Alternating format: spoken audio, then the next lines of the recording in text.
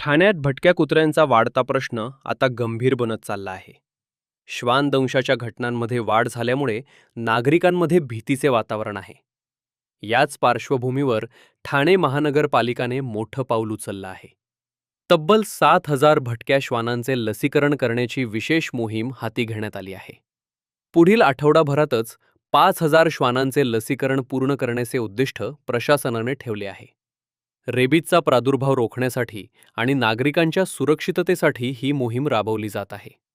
लसीकरण झालेल्या श्वानांच्या गळ्यात वेगवेगळ्या रंगांचे पट्टे बांधले जाणार असून त्यामुळे लसीकरण झालेल्या कुत्र्यांची ओळख सहज पटणार आहे. वाढत्या तक्रारींना उत्तर देत महापालिकेचा हा उपक्रम कितपत यशस्वी ठरणार याकडे आता ठाणेकरांचे लक्ष लागले आहे. करून रेबीज हा बळावला जाऊ नये. बरोबर आहे.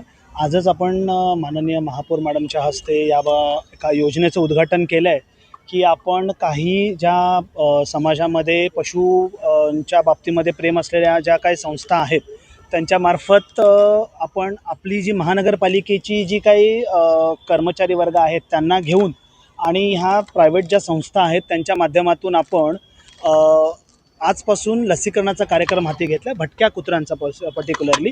आणि आमचं आत्ताचं उद्दिष्ट असं आहे की पहिल्या 7 दिवसामध्ये किमान 5,000 कुत्र्यांचं तरी लसीकरण करण्याचा आमचा मानस आहे. आणि याच्यामध्ये एक 50 जणांची स्वतंत्र टीम काम करते आहे आणि ही सगळीजणं ऑलरेडी ट्रेंड माणसं आहेत वॅक्सिनेशनमध्ये. त्या माणसांना कुत्र्यांना हँडल करताना काही त्रास होऊ नये म्हणूनसुद्धा आपण त्यांचंसुद्धा लसीकरण करून घेतलेलं आहे. आणि त्यांना जे जे काही गॅजेट्स लागतात कुत्रे पकडण्यासाठी त्या कुत्र्याला इजा होऊ नये अशा माध्यमातून तर तीसुद्धा त्यांना पुरवण्यात आलेली आहेत.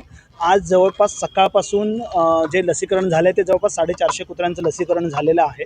आणि हे पर्टिक्युलर वेळेतच लसीकरण करता येतं. म्हणजे एकतर अर्ली खूप मॉर्निंगला किंवा लेट नाईटमध्ये मधल्या वेळेमध्ये कुत्रे लगेच पळून जातात. मग वर्दळीचा रस्ता असेल गाड्या असतील त्यांना इजा व्हायची शक्यता असते. म्हणून अशा पर्टिक्युलर वेळेमध्ये आपण करणार आहोत.